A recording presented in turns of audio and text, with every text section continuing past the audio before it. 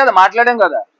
మిథున్ గారు ఏం చెప్పారండి, మా ఫ్లోర్ లీడర్ మిథున్ గారు ఏం చెప్పాడు, we would be very happy if you would have raised about special category status. We would be very happy if you would have raised about Polavaram project funds అని direct గా చెప్పారు కదా. అదే దీని గురించే పార్లమెంట్ లో మాకు ఇచ్చిన, ఇప్పుడు 2 గంటలండి పార్లమెంట్ లో డిస్కషన్స్. మాకు ఇచ్చిన టైమింగ్, మాకున్న నంబర్ ప్రకారం 4 ఎంపీలు కలిగేది మాట్లాడతాం.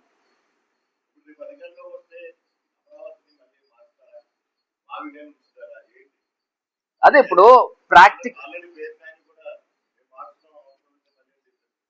అది ఇప్పుడు ఒకటండి, వాస్తవ పరిస్థితుల ప్రకారంగా డబ్బు ఎక్కడి నుంచి వస్తుంది, ఎక్కడి నుంచి తీసుకొచ్చి ఎక్కడ పెట్టుబడులు పెట్టాలి, ఇన్ని లక్షల కోట్ల రూపాయలు ఎక్కడి నుంచి తీసుకురావాలి, ఇవన్నీ కూడా ఒక బాధ్యత కలిగిన ఒక ప్రభుత్వంలో ఉన్న హెడ్ గా ఆలోచన చేస్తారు.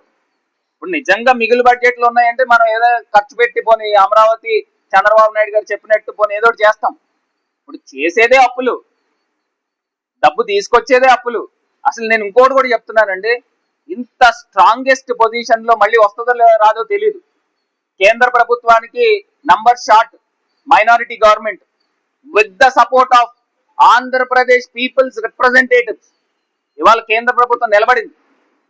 34 ఎంపీలో 32 ఎంపీలో షార్ట్ ఉన్నాయి, 18 ఎంపీలు మన ఎంపీలు, ఆంధ్రప్రదేశ్ రాష్ట్ర ఎంపీలు వీళ్ళు. ఒక విత్డ్రా చేస్తే ఏమవుతుంది, కుప్పకూలిపోదా? కాదు, ఆంధ్రప్రదేశ్ రాష్ట్రానికి ఫండ్స్ తీసుకురండి స్వామి అని చెప్తా ఉన్నాం. ఫండ్స్ తీసుకురండి, డబ్బులు తీసుకురండి, డిమాండ్ చేయండి. ఇంత స్ట్రాంగ్ డామినెంట్ పొజిషన్ లో ఉన్నప్పుడు మీరు రీఆర్గనైజేషన్ అమెండ్మెంట్ యాక్ట్ తీసుకొచ్చినప్పుడు అందులో ఫండ్ ఇంక్లూడ్ చేయాలి కదా. అమరావతికి చట్టబద్ధత తెచ్చారు, okay, well and good. At the same time మీరు ఆ 2 లక్షల కోట్లలో కనీసం 1 లక్ష కోట్లని ఇందులో ఇంక్లూడ్ చేయించుంటే అందరూ స్వాగతించేవాళ్ళు.